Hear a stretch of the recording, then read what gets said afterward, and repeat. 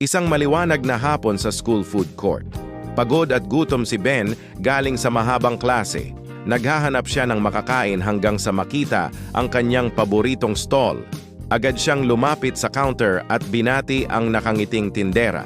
Inilapag ang isang pink milkshake sa counter, pero bago pa ito mahawakan ni Ben, may mabilis na kumuha rito. Si Kurt pala yon.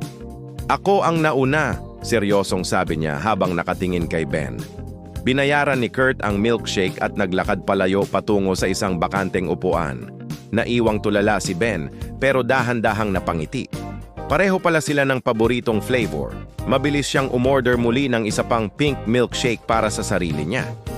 Habang naglalakad dala ang kanyang inumin, naramdaman ni Ben ang isang matalas na titig.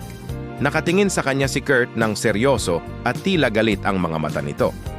Biglang dumating ang mga kaibigan niyang sina Shane, Trisha, at Kate dala ang kani-kanilang snacks. Itinuro ni Trisha si Kurt habang tinutokso si Ben tungkol sa matalas na titig nito. Nagtawanan sina Kate at Shane. "Mag-ingat ka, baka may binabalak ang seryosong si Kurt sa'yo," biro ni Shane. Biglang kinabahan si Ben habang pasimpleng nakatingin pabalik sa seryosong mukha ni Kurt.